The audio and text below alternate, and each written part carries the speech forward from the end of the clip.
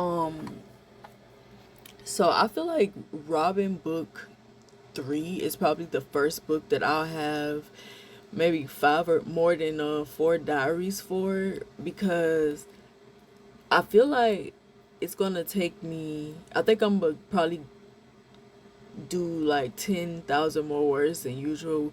I usually stop at like 65K, so I think maybe 75, because I'm at the end of the book, but I'm not at the last chapter. So I'm on 62,725 words right now. So I see myself stopping between 70 and 75,000 words.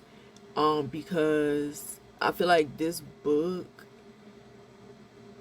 is about the family. Okay, Robin turning her jobs into the family business. So like, Robin Hood, she steals from the rich and gives to the poor. Um she's trying to create a community center for her community, but until she is ready to get an actual building, because of course we poor, where you got money from to build a community center? So she can't really, she got to play her cards right. She can't really just jump and get a community center built. It has to be a process. So she decides that she's going to use her family's businesses as the community center, meaning like she is going to pay for services for people who can't afford them. So her uncle has a mechanic shop, and he also teaches MMA classes. And her other uncle has a gun store, and he teaches target practice and stuff like that with guns, hunting supplies, all of that stuff. Her grandfather is a carpenter, and he has a small farm, so he does like local he does farming for like for the locals or whatever. And then you have her mom and dad who owns a beauty shop and barber shop.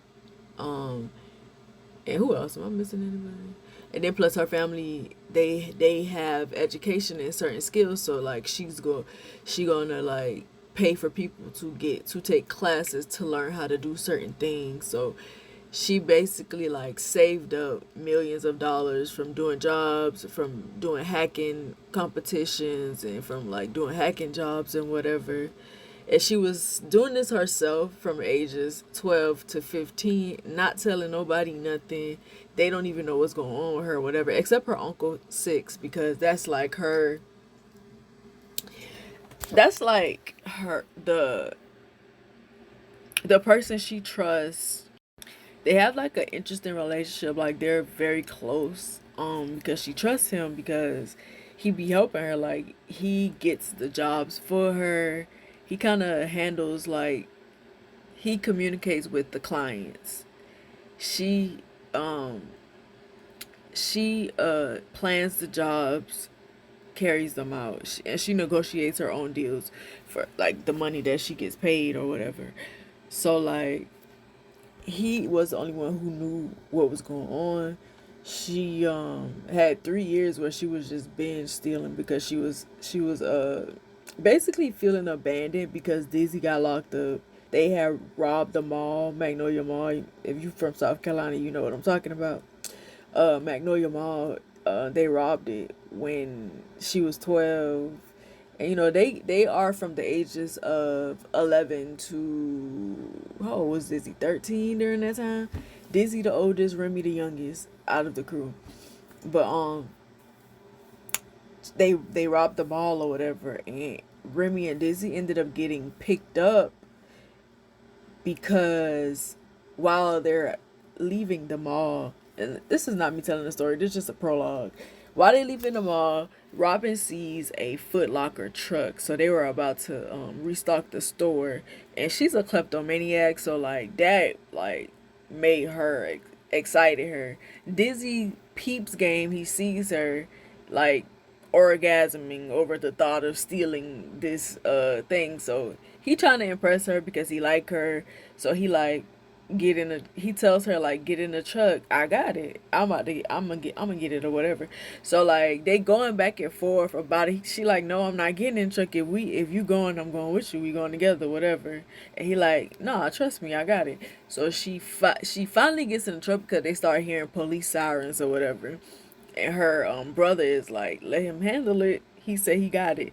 But then while she's getting in the truck, her little brother Remy gets out and runs to the Foot Locker truck with Dizzy.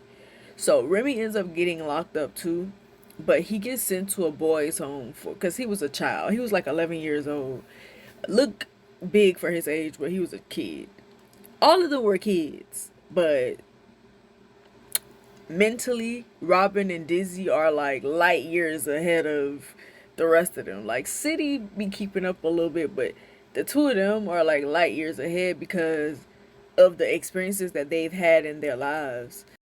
So they get picked up the next day because there was a camera in the Foot Locker truck, and stupid being stupid, Dizzy and Remy didn't pay up.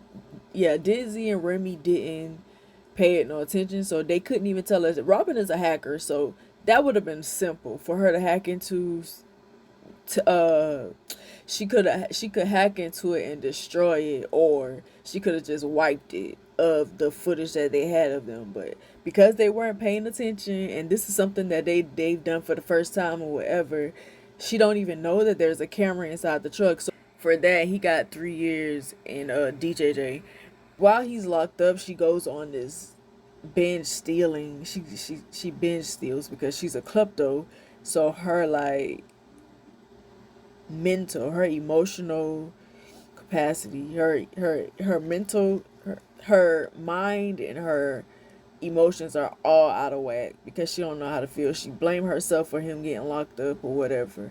So she kind of just goes on this binge, and then stuff starts getting out of hand. So her daddy makes her see a therapist, which is just her aunt. Her aunt is a therapist or whatever. Her aunt's wife is a therapist. So both of them are her aunts. But so she stopped stealing, but the year for like a year, but the year that she stopped stealing, she's doing hacking jobs. So she's still making money. And she makes millions of dollars without anybody knowing except her uncle.